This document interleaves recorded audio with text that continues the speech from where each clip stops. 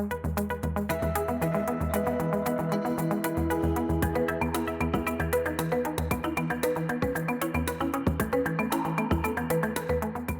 Branco and I go back a long way. We've been friends for probably almost a decade. She is the person who launched the Southern Management Leadership Program, which used to be the Hillman Entrepreneurs Program, as some of you know, at Montgomery College, and has been a mentor to me and an inspiration to many, many, many hundreds of students over the time that I have known her in that period of time. She went from Montgomery College to the University of Maryland, where she took over the program there and is now an independent consultant as well as on the faculty at the University of Maryland, teaching entrepreneurship there. So welcome, Ms. Branco, and welcome everyone else. I am happy to turn this over. Oh, but before I do that, I also just want to introduce also Randy Mohabir, who is with us tonight. He's a current student in the Southern Management Leadership Program, works as an intern with Ms. Branco, which is one of the benefits of being in our program, that you get these wonderful opportunities. And he's here tonight to moderate the question and answer period, which we will we'll do as soon as Ms. Branco tells us we're ready to do that. So without further ado, let's give Ms. Branco a warm welcome, and thanks to everybody who is here to enjoy the session this evening. Hello, everyone. I'm so thrilled to be here, and I mean, I couldn't be more grateful for the timing of it too, because what's going on around the world, that I think we need to have the positive emotions, positive feelings, and collaboration, and kindness, compassion, and empathy, and understanding, and the mindset of, despite of what are the circumstances, to be able to thrive is more important than ever. So thank you again, Rebecca, for this wonderful opportunity. I'm delighted to see that some of my past students are, and some of my current students are here. And it's as always, the ones that know me well, that nothing gives me more pleasure than making a positive impact of life of others. And today what I want to do is just share a little bit my journey about how I reached to be a woman who choose to thrive rather than just try to settle for the status quo or accept whatever is happening and then just giving in and trying to be pessimistic.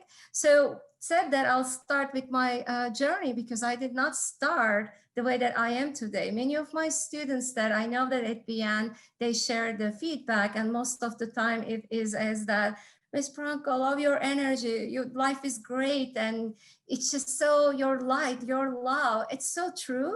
But believe me, I didn't start that way. So, and if I can change, start from the survivor to thriver, or to be a person that mission to thrive, also you can. And I also see that many times, many years of teaching with experiences with countless of hundreds of students, that once they understand the mindset, because thriving is mindset.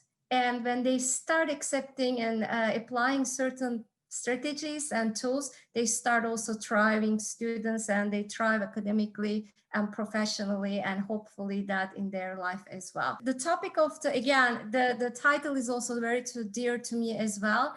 The Webster dictionary describes to thrive is to flourish or grow vigorously. But for this presentation, or to me, I will describe as flourish by being authentic, purposeful, clarity and truthful, ethical, transparent, and passionate. So the times that I talk about that to thrive as a leader, I meant for all those qualities or the adjectives that I listed there. Let's start with who I am. This is my mother. I was born in a country that thousands and thousands miles away. I was born in Turkey.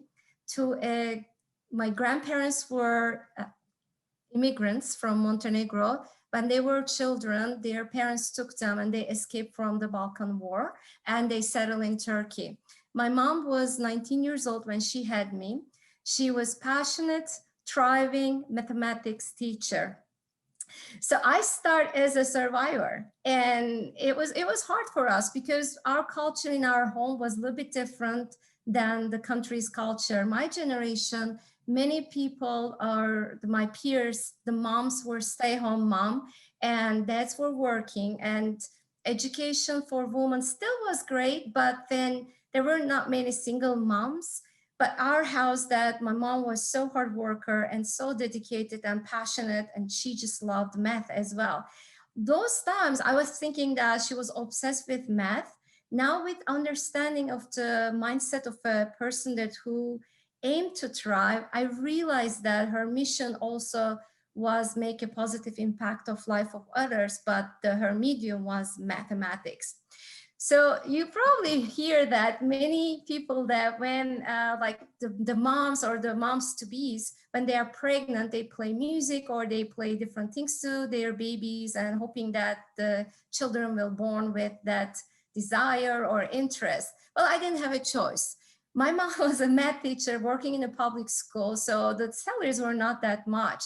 Means that she had to teach math at the school, and that she was going people's home and giving private lessons so that she can provide living for us.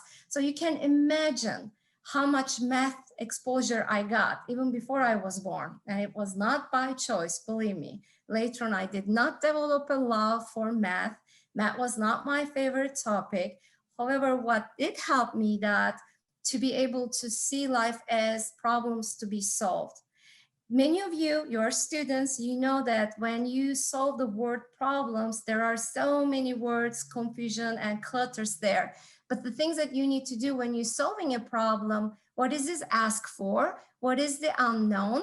And what you are solving the problem for. So that frame, that understanding, very early on, I start to approach life as there are no obstacles, there are just problems to be solved.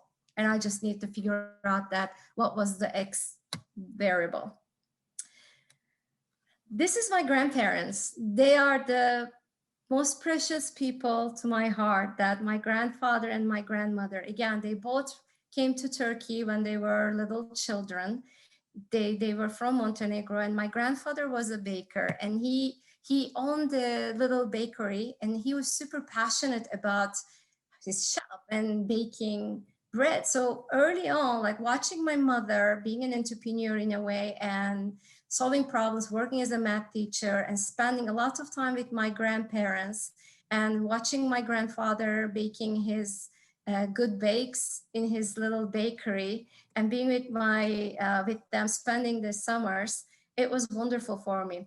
I started becoming an incredible reader. I was reading everything because here's the thing, there was a disconnect, or I won't say the disconnect, but our culture in our home was very different than culture outside our home.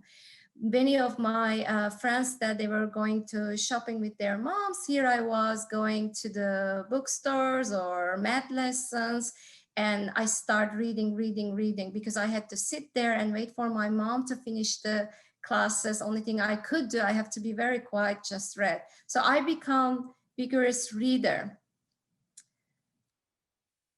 Then from as I put on the beginning, my journey is that I start as a problem solver, then I become entrepreneur problem solver.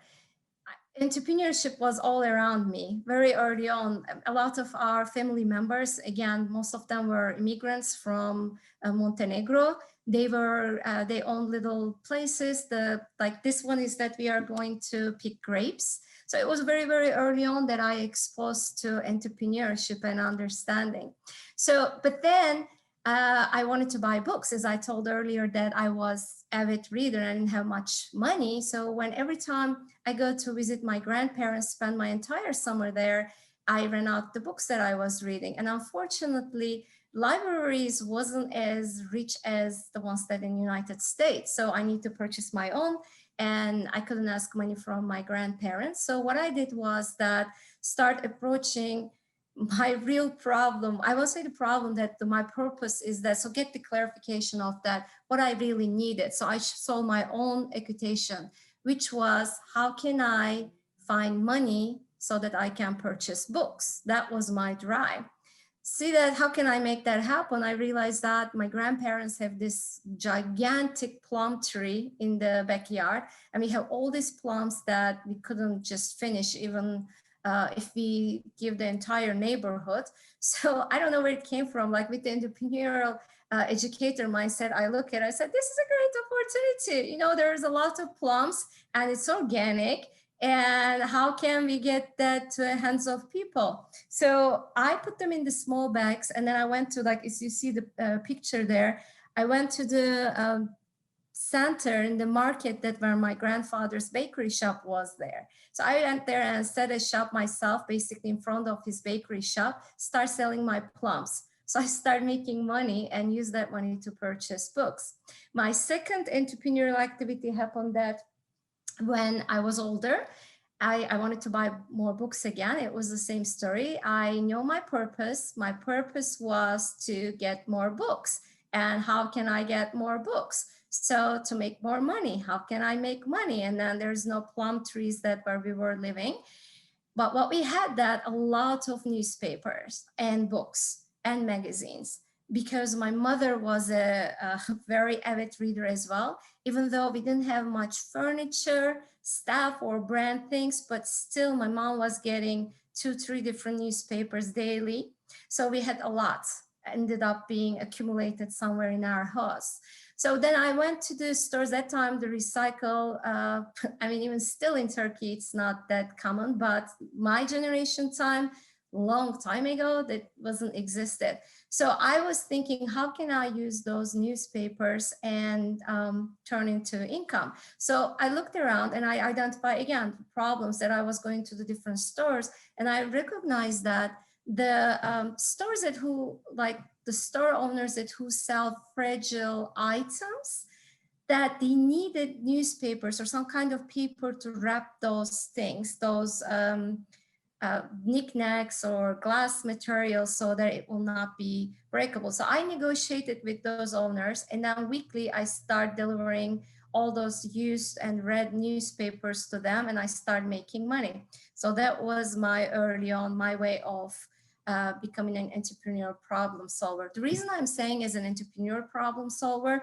I was combining opportunity with need and solving my own problem. This is from living life, doing all these things. I left Turkey and I came to US when I was 23 years old. So this is the first job I have ever had while I was in the United States. This is CarMax. I don't know how many of you ever heard about it. This is the first store that they ever established. It's really actually a very nice, nice story that I was fortunate to be there. This is the first store that they started as called Project X. See, CarMax was a subsidiary of Circuit City. During those years, Circuit City was the major electronic retailer. But they wanted to try it out. They were not thriving as a business and their sales were dropping off. So they said, okay, what will happen if we try out as a agency to sell used cars and new cars, and then we just create different mindset, and they were very innovative, but they didn't want to risk out much, so that they just launched the place, and then they hired a couple leaders that have very good reputations being as leaders who thrive and who create thriving businesses. So I started working there, and I have to share the culture. Or when I was there, I was the only non-American born. I was the only person with accent, and I was very only few that were working as a part-time. So I started in the lowest position, and my job title was the business office associate.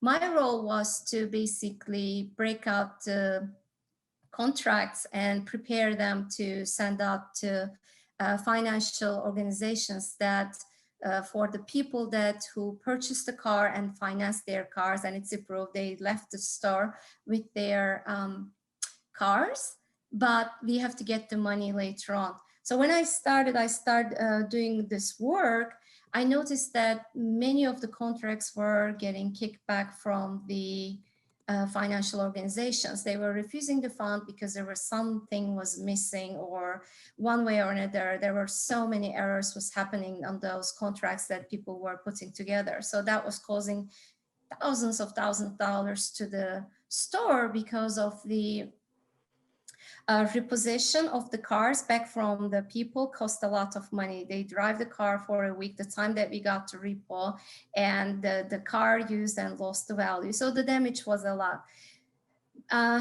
What I was doing that, again, being an entrepreneurial problem solver, what I did was to identify what was root cause of it, what was the reason that all this problems was happening. And then I start tracking by one by and list it out and what was the downfall. But I come and it was like a bunch of things that was missing. And then I first of all listed out all the things that the financial office or financial institute needed to have. I make that list, and then I looked at that. I've noticed, for example, very simple error that, like, if there was a driver license was expired and we sent a copy of that, the financial office or the financial organization could kick it back. So I create this checklist to make sure that when I break down the contract, when I get it ready, it will be flawless. It will have no errors. And in the bottom, I was putting my initial, taking ownership and responsibility, signing and dating. So I was sending that to office. So the contracts or the packages that I prepared never kicked back, but for all other people were getting kicked back. So the manager realized it, recognized it. Shortly after 3 months, there was a position open as assistant business office manager. She asked me to apply. I will not apply it because, again, even though now I have an accent, can you imagine 25 years ago, it was my first year in US, I have such a strong accent. And even though I knew English, but the way that communication was a problem. And also there were other people that in the office that, in my perspective, was much more qualified than me. My surprise, I got the position. Then after I got the position, I got a lot of like pushbacks from the people in the office. I had to understand their roles because of the, like, there's cash office, title office, or accounts receivable, accounts payable. Everything was handled by our business office. So I really needed to understand all those roles and all the things, and I needed people's help. So I was struggling. Nobody wanted to include me. They were really trying to push me away. So I struggled a lot. And I went to the manager and my leader, and I said, what will I do? I'm just really hurting here and I'm suffering. Nobody's helping me, what I will do. So that is the time, first time in my life that I met a leader who are a trier, who choose to try. She said, well, there's a problem. You need to solve this problem. And I was like thinking that, okay, just guide me, coach me, how I will do it. And then she gave me a bunch of the list of the books and she said, just read them, go figure it out. I mean, in a way, I was happy because, you know, I love reading and I love learning from the books. But I just very surprised with the response. And I turned to her and I said, can I ask you something? Why did you choose me? And, you know, I don't have much experience and I have a very, you know, I'm a foreigner, I'm an immigrant. Why me? She looked at me and then she said, well, yeah, you might have maybe an accent, so what? But you have the mind that you look at the problems as an opportunity and you solve them. And I love that about you. So that was like eye-opening for me. And I read all these books and then I start using the strategies that was suggested. One of them I like to share it with you, that it's like how to motivate and like people with 101 ways. So I was reading, I was picking in one strategy that suggested, recommended in the book, and come and try in the office. So by I start seeing the connection and results of my efforts. And I start falling in love with the true leadership because I learned so much from all those books. And also what I was witnessing that when the leaders who have the mindset to try, and including my business office manager and the CEO, what a company can accomplish. Carmex, when it started as one store and in a rural area of Virginia, we'll just call it rural as Richmond, and turned into, in very short time, multi-billion-dollar company and made Fortune 100 companies. So that made me really passionate about leadership. So that's what makes a difference. And I noticed that a leader who thrives, who is authentic, who really sees things as not as an obstacle, just problems to solve, and who believes in people, doesn't matter where they come from, what they look like, or how they sound, just truly how they think and how they contribute and how they add value. Then, fast forward. This is me finding myself, of course, these are not the pictures of my students from where I started my career as an educator, but I didn't have pictures from those days. So these are the students from my Southern Management Program students, and this is their graduation, but I just wanted to show it their wonderful faces to you as well. I find myself in New Orleans. It was like more than 10 years ago. So I started teaching at community college there. I never taught at higher education before. It was a marketing class, and I wasn't a teacher or instructor or an educator then who was mindset to thrive. So I was just surviving. I was just trying to get by. It was my first time teaching it.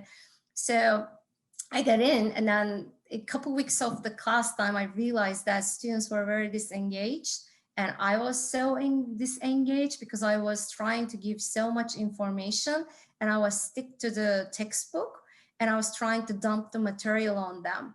But again, me being a problem solver, I realized that there was a problem. There is something needs to change. This couldn't continue like that. Either I will have an ulcer at the end of the semester, or the students will just kind of like, I don't know. So I create a simple, like a very basic questionnaire, and I share with the students, and I just ask their honest and open feedback. So the feedback that they share with me was very eye-opening for me. There were a couple comments there. One comment was, we can read from the textbook ourselves too, or we can understand from the textbooks. We don't need that.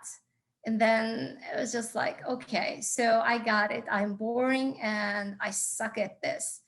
Then I said, okay, how can I try? What can I do? Because I really do want to thrive as an educator as well, because I saw that what it does, if you have the acceptance or understanding or approach to thrive as a leader, I knew that already. So I said, okay, what can I do to thrive as an educator? So I started doing research. I went to rate my professors, and then I look at that the professor who got lowest basically ranking towards I look at all the marketing professors in the community college that ranked the top score. So one name was keep coming, and it was Mo. And then I read the comments by the students, and I reached out Mo, and I said, Mo, can you help me with that? I really want to understand. You are an educator who are thriving, and your students love you. Can you tell me, like, what do you do? Can you share me with what it takes to be an educator and thrive? He said that, well, I really enjoy being there, and I choose the materials and the way that I share with them that I enjoy, because if I don't enjoy, if I don't like it, they will not like it. If I don't get excited about it, they will totally get disconnected. Another thing that I noticed that with that, reading comments from the students, even though Mo didn't say that, many of them were saying that he gets us, he's respectful, he just really cares about us. The word of care was coming very often. Then it got my attention too. So then I went back, and then I started looking at the materials to see that, okay, how can I make this class exciting and engaging, and then people can really like it? Then I discovered Trunk Monkey commercials. I really encourage you to watch it. It's just so funny, and it's the Suburban Auto Group come up with them, and when I was watching it, I was laughing so hard. Then I tested, I brought the class, and then I just played those videos, and then just to ask about, okay, we watched those videos. I see that what was going on, sparks was going in the classroom, and everybody was laughing and everybody was engaging. And then it was allowing me at the end, asking questions that, okay, who is the, you think, the target audience here? And what is the message? What is the brand? What is, and it's just like amazing. And people, the students were getting, they were engaging. I was just like, oh, this is great. I'm onto something. Then I create another questionnaire, and then I send out to student about, okay, is there anything that I wanted to really get to know them personal level? And is there anything that you like to share with me that it might like interfere with your studies or your like success that I should know? So the responses, I was thinking that nobody will respond and nobody will really kind of share with that. I was wrong. I was super, super wrong. So many of them shared that what was going on with them. My dad is in prison. We lost our house, and my boyfriend beats me a couple of weeks ago, and I hospitalized, and I have to pay now this huge hospital bills. I mean, it was just such an eye-opening experience for me. Then I start, even though I wasn't a mentor, I took that role. Remember, I switched my mindset that my goal was that how can I thrive as an educator? So I make appointment with those students, and by one by go over, discuss, and just try to understand, just to create them a safe space and give a place that they can share and they can really feel that they are heard, understood, and more importantly, they matter, because they really do. They do matter. And it's everything changed after that. After that semester, I was start being and showing up as an educator that who cares and who thrives. And I was seeing the results. The feedback was coming very completely different. And one of them, my first positive one, saying that thank you for not seeing us as a some name on the roster, but just as a human being. I just want to share that everybody, my students again, know about from Maya Angelou's quote, is one of my favorite quotes, that I think it gets to that. She said, people forget what you said, people forget what you did, but people will never forget how you make them feel. So I try really make people feel important because they are important. I really do feel I want to show that I care, because I really do care. And it's, again, I made my mission in life is to contribute and add value. So to me, that was, I start thriving as an educator. Then one thing about me that, as I told you, you guys know about me, I read a lot.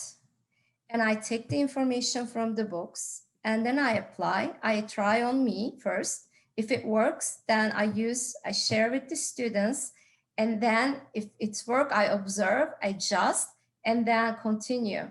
So till this time, I was just like thriving in basically the dimension of my life is the part with my career, for my teaching, but not in life. Then life catches up with you. I start having health issues, and I really wanted to start understanding, what about the well-being? What is going on? It was years ago that, again, when I was in Bay Area, when I was working as a financial advisor, one of my clients was working for Genentech.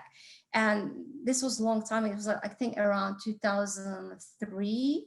And so Genentech brought Martin Seligman. He is the basically the father of the positive psychology, that I will share the resources later on with you too, that it's somebody that you really should read about it and learn.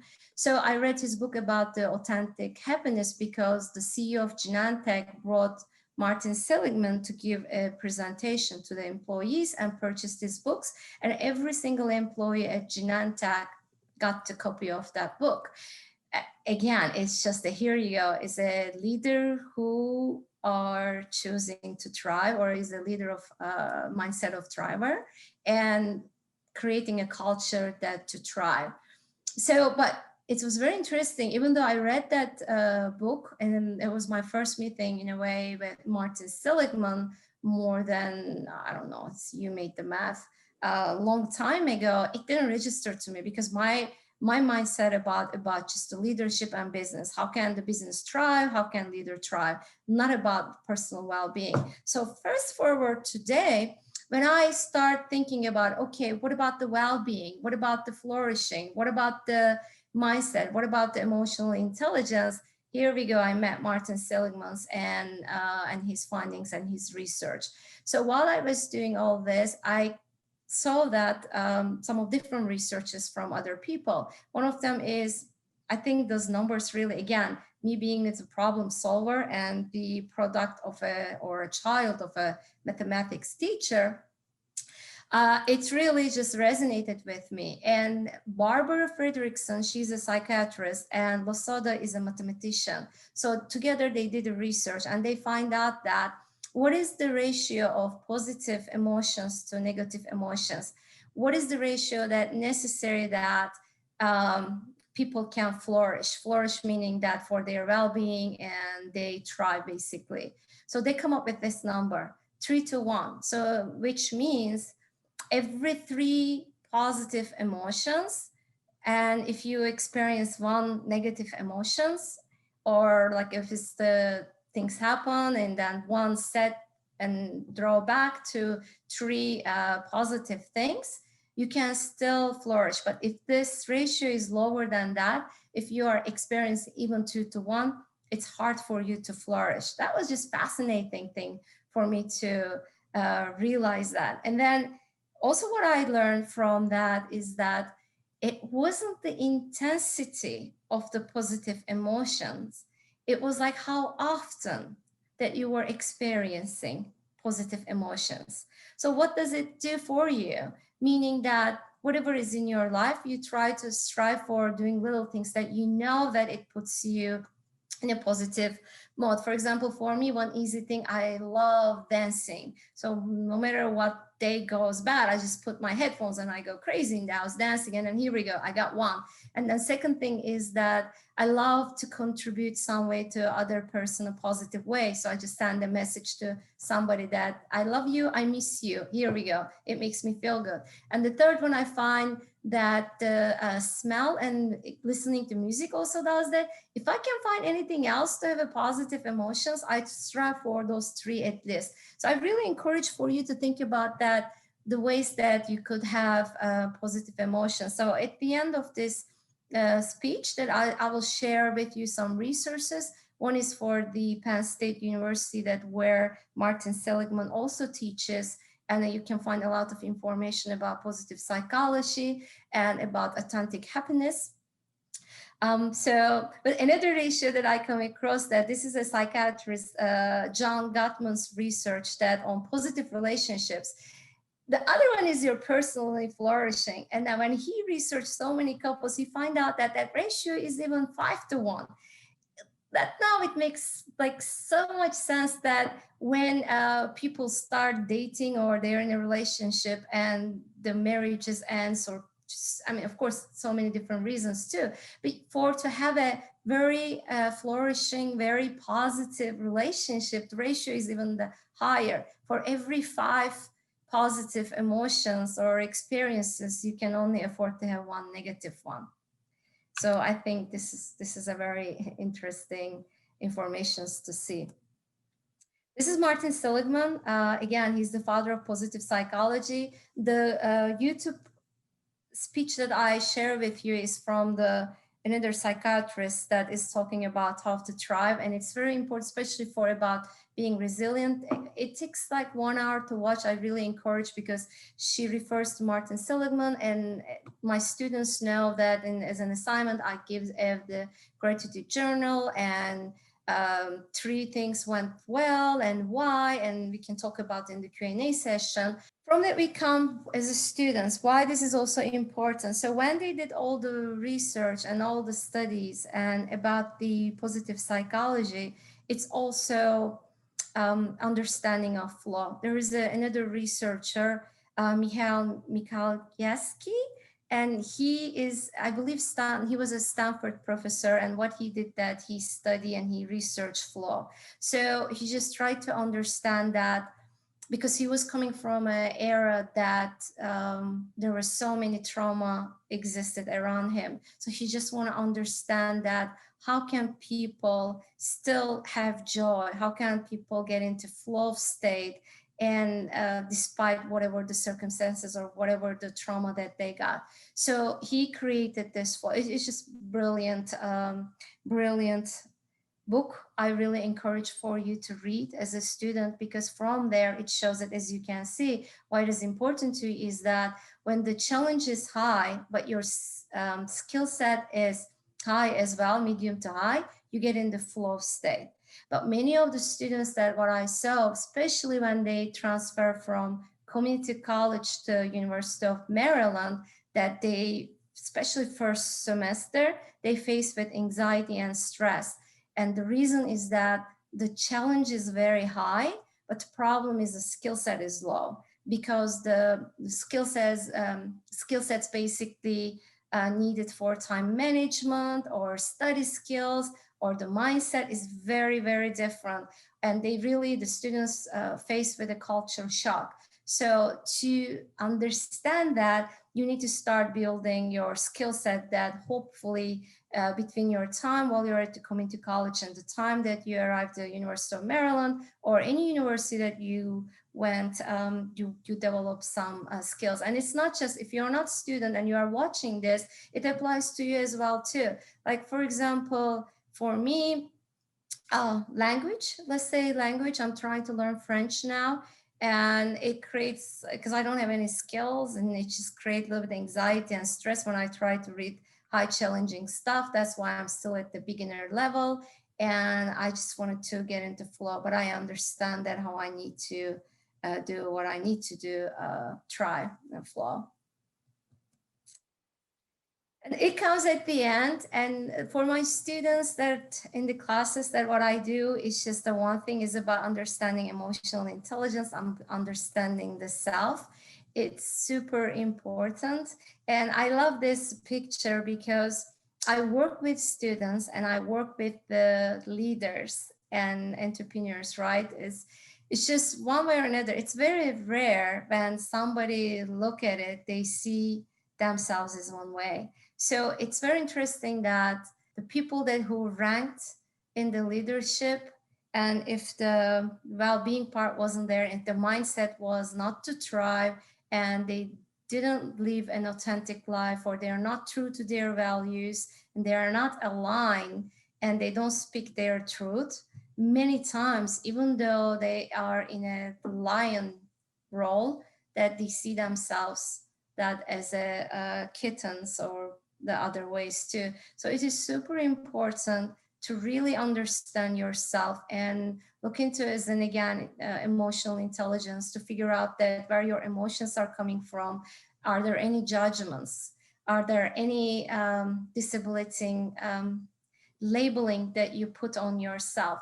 Because you really, really know your purpose. You really need to know your values. Many students, I'll show you the part 2, that when they come, they choose different majors and they start, and I observe them, and some of them, they really try to survive when they transfer. And then I just see the grades going down, and they are getting anxious, the anxiety, stress. Before this ratio was 4-to-1 almost, but now, and this was before COVID, it's like almost 2-to-1, and now it's even increased. So it's more than ever. It's super important to understand what is your purpose, why did you choose, or what you want to do. So it goes as this way. Like, I asked the student, why, the one that's suffering, why did you choose this major? Let's say it's a very common one, computer science. And the student is struggling, but I know the students that very outgoing and very creative, love socializing, love sharing, extremely, they love writing, they love taking pictures, they do all these things, and then they just super social and they want to share that. And now for So it needs different skill sets. And now for computer science major, that it's hardcore math. And then when I asked the other student there who is in the, let's say, computer science, enjoys all the stuff, do you like math? No, I hate math. And then do you like being working alone, or just try to solve the problem by yourself? And I find out that many times there's a gap. Then when I ask that, okay, what is it that, why did you choose computer science? Because my parents said so, or because my cousin in there. But what about you? Well, because you can make a lot of money and it's a good job benefits and job security. I get it. I'm like, but what about you? Well, I need that. Okay, so why do you want to go to college? So I can get an education. Why is education important to you? So I can get a good job. So why do you need to get a good job? So I can make money. Okay, why do you need to make money? So that I can help mom. And my mom's health is going down and she's cleaning homes, and I just want to make the change. Or it's because my family needs my support, or it's about so that nobody in my family went to college, and it means a lot to them, and I can show that just from wherever country I come from, I can make a difference. I can make the change maker. So once we get the end, and then I ask, but why computer science then? You can, if that's your purpose, that's what you want to get. Why don't you choose a major that will allow you to follow your purpose? You get the clarity, you will be authentic, and you'll be true to yourself, and you will really thrive. Only way to thrive is to understand your purpose and align with who you are truly, and then just use it. So for those students, once we got this understanding, when they switch from, let's say, computer science to communication, oh my gosh, miracle happens. From surviving, they start thriving. Over and over and over, I witnessed that. The student that was about to kicked out from the college because if after first semester, if your GPA goes under 2.0, you automatically put on academic probation. And the following semester, if it doesn't come out, you basically dismiss. So in the edge of getting dismissal, shifting the major, and then many of them ended up graduating in an honor roll and thriving, and they start business and doing all this stuff. So it really is very important for you to understand. And it's also come to self that, again, to find your, we will talk about more, hopefully Q&A session will come and I can share with you the resources that how you can accomplish that. But this is another thing that I love, and I hope that you can see that it's important, not just understanding your purpose and clarify, but it is just so true. Watch your thoughts, they become words. Watch your words, they become actions. Watch your actions, they become habits. Watch your habits, they become your character. Watch your character, it becomes your destiny.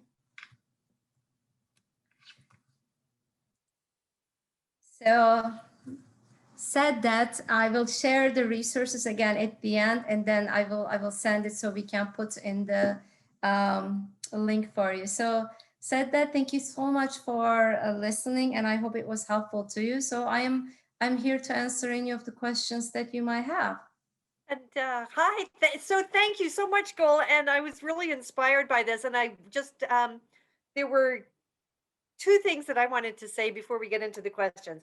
One is just how impactful your discussion about the 3-to-1 positive emotions piece, and how practical that is, and how you can make that, something that you do very explicitly. So really, really thank you for that. And also just to let everyone know that the things that uh, Gul is sharing with us are her own authentic self. And I mentioned earlier that you were my mentor when I started following in your footsteps. And the message that you gave me was to be empathetic, to be authentic, to be caring, and it does make a world of difference. So wherever you can find that space, I just really appreciate that. And I'm going to turn it over to Randy, who has been monitoring the chat, and I've been kind of keeping an eye on it. It looks like we've got a lot of questions. We've got about 10 minutes. So if you want to turn it, I'm going to turn it over to you, Randy, to share the questions that have come up along this hour. Before Randy share the questions, I just want to say, everyone, that how grateful I am for Randy, because Randy chose to become a thriving intern, and it's just amazing joy to watch him every week is grow and flourish. So thank you so much, Randy. I appreciate you so much. No, thank you. One of the first questions was, you mentioned how you moved here from Turkey and you're in a new country. How did you stay positive through all that adversity when in like an environment that was against you? And is optimism something that can be learned? Optimism, absolutely. I start with that can be learned. And actually what I just recently learned even more, that to be optimistic, I was thinking that you will be just like happy all the time and it will be different. To be optimistic, basically the research shows that being realistic. So seeing things as they are, not worse than they are. So it totally can learnable. And apparently a lot of people learn because the people born with a positive mindset is very low percentage. The psychiatrist that in that research that I share at the end in her talk, she says 80 to 20. So she says 80% people born pessimistic and then 20% only born with that. So yeah, it's totally learnable. For me was, again, thank you for the question. It was a great question, was that I knew my purpose. So the reason for me to, and again, I was keep asking why. When you ask something, you need to get to the root cause of the problem. So that for me, or my purpose to come to US was to basically live in a culture that the advancement will be up to me. So I could grow, because I have read so much from different cultures in the world that based on your efforts and based on your interests, without the judgment, you can be whoever you want to be. And I just wanted to come and be who I wanted to be. So knowing my purpose helped me through the hardships during that time. And again, I also look for, I was very fortunate about working with the people that who their mindset was thriving, so that I learned from them and I read great books. The books are a great way to support. You can learn so much from them. Mm-hmm. Thank you. And the next question, there was a couple questions about books. Could you give like 3 names of books that you would recommend to a student who wants to take the next step and move from like a survivor to being like a thriver? I think one, everybody should read about Flow, Mikhail Chilkovsky's book. I probably butcher his last name. I'm sorry, I hate when people do that, my name. But yeah, Flow is an incredible book. I will recommend. The other one is that Martin Seligman's books. But the last one that I think I read is the Flourish, because he started with the authentic happiness, but then he even outperformed himself, that he did more research, and now not just being happy, he come up with that Flourish. So Flourish of Martin Seligman is a good book. You can learn about some of the strategies that he suggests. That will be wonderful. Mm-hmm. And another question was, do you have any advice for people who want to start their own business, but they're not really sure where to begin? What would be like their first step in that process? Okay, first step, what I'll suggest, that I don't know, many of you, I didn't get a chance to do it, but I shared the link. Everybody should go and register and look in those. There's a character institute. There's a research done by Martin Seligman and with a couple other researchers, that about 24 character strengths that define who we are. And what I find out that through me, again, the students overall, everybody does that, you really need to identify like what is your tendency. For example, for me is the top 5 is, one of them is appreciation for excellence and beauty. So I'm a driver and I wanted to excel. So you really need to know what is your top 5 at least. So you have to understand that. So you can take the test, you will know it, and you try to, when you read it, you will get a lot of information that's free. You can take it, that will be in the resources. So start with that. Second thing is ask your why. Like keep asking to get that, what is the real emotional connection, why you want to start that business. You really need to understand your purpose. It's not just, yeah, because I want to start a business. It has to be more than that. So what is it that you want to solve, and what you want to solve? Because for the entrepreneurship, the thing to be as an opportunity, you really have to identify problem and a need. And maybe there is the problem or the need that it's very dear to you. I know a lot of people who did start doing stuff, let's say on cancer research, because they lost somebody that they love to cancer. So it means a lot to them. So they start try. So figure out that, rest will be easy to follow. I hope I answered that question. Mm-hmm. Yeah, you did. Thank you. And can you touch on how an individual can develop a growth mindset and how you teach that in your classes? It's a very good point. Thank you so much. So what I find out that to have it's basically thinking style. Either you can have a pessimistic thinking style or optimistic, or it's like a fixed mindset versus growth mindset. The biggest difference is that for the growth mindset, the vocabulary they use, the people who adopt that, they, first of all, best way to do is get rid of always, never from your vocabulary. For example, if you want to have a growth mindset, and the minute that you said, okay, I am a failure, I fail. And instead of saying that, let's say you got a bad grade in the exam, just replace that always. And then when your growth mindset will say, because they see things as a temporary, that's the biggest difference. For growth mindset, people will think things, no matter how hard they are, they know it's temporary, it will not last forever. So you can say, okay, I failed in the exam because I didn't study well. So you take the ownership, and it's just for this time, but it doesn't make you a failure. Same thing, it's just that always bad luck find me. Instead of saying that, wow, I was very fortunate to just got being in that place, kind of a way. So just know that things are temporarily, they're not permanent. Nothing is permanent in life. So that will pass, and just have that mindset. So you can start with that. Mm-hmm. Thank you. And now you guys can just unmute yourself if you have any questions. I think Len had one in the chat if you just wanted to share. Thank you so much. I had multiple questions, but I think the most important one I can say is how do you aim to gain clarity? But you just answered it using your why and digging deep. But can you talk about your process of reflection, I guess, on something, and how do you reflect on things? Do you reflect on weekly basis? Do you reflect on daily basis? That's a very good question. Thanks, Lan, for asking. Getting clarity, and there's a methodology called 5 why, and it is basically you keep asking yourself, so what, till you really get the bottom of it. And there are different ways too. So you will see it. And then regarding reflection, it is such an important point.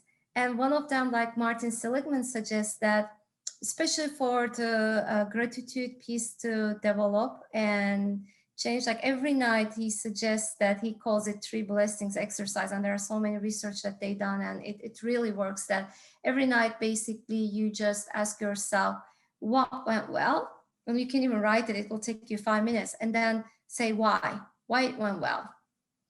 So this will help, and it will shift your mindset, looking for things that, okay, what went well, and then the same thing that, let's say, if you did something and if you make a mistake or you didn't get what you wanted, then just go back and apply as, okay, I'm trying to solve this as a problem. So where is the breakdown? Where is the things that I missed out here? How can I improve that? When you go that, you will find it. And it's also, other thing is that journaling really helps.